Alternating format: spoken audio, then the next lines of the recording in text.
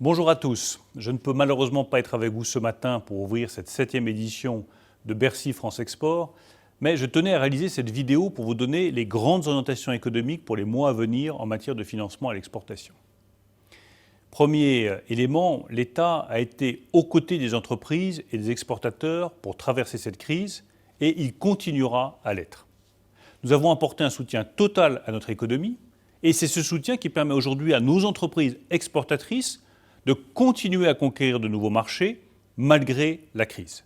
Nous avons sauvé les emplois, sauvé les compétences, sauvé les savoir-faire pour pouvoir redémarrer plus vite et reprendre pied à l'exportation.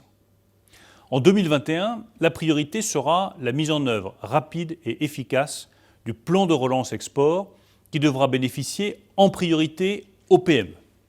Pour être efficace, nous devons agir vite.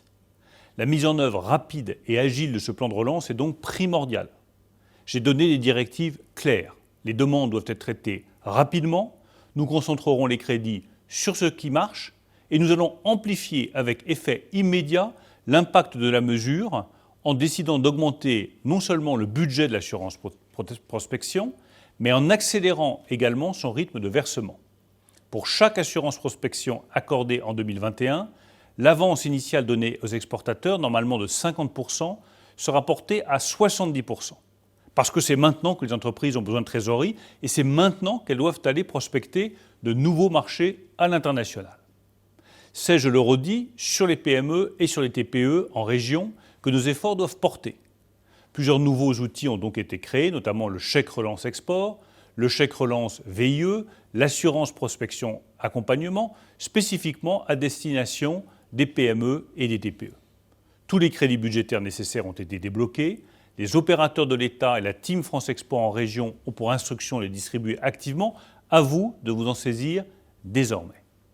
Enfin, dernière chose, cette relance doit être rapide, efficace, centrée sur les PME et TPE et elle doit être verte. Pensez aux générations futures, pensez à la France que nous voulons construire. Cela suppose d'avoir une relance verte et des soutiens d'exportation qui soient verts également.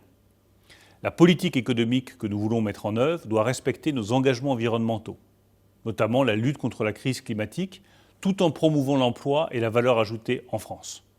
La France est le premier pays au monde à publier un budget vert dans le projet de loi de finances 2021.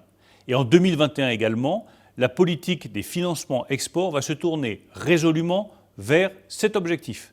Nous sommes le premier pays au monde à avoir inscrit dans la loi le principe d'un arrêt programmé de l'octroi des financements publics pour des projets d'exploitation pétrolière en 2025 et gazière en 2035. D'autres pays suivront, d'autres se sont engagés dans cette voie, comme notamment le Royaume-Uni et la Suède. Au-delà de ces restrictions, il faut aussi que les financements export soient mobilisés pour des projets durables, compatibles avec nos objectifs climatiques. C'est le sens du bonus climatique que j'ai annoncé en octobre dernier, qui permettra d'augmenter la part de projets financés et dont nous aurons l'occasion de parler aujourd'hui.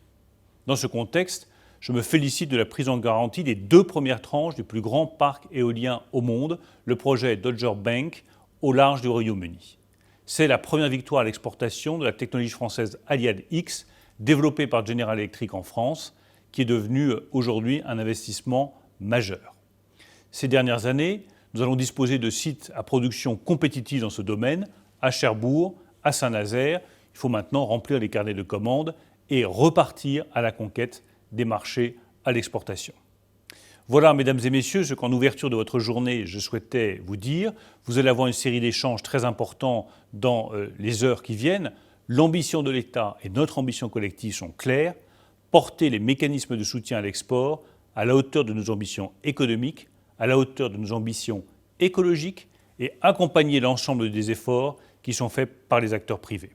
Merci pour votre attention et je vous souhaite une bonne journée avec les échanges les plus fructueux possibles.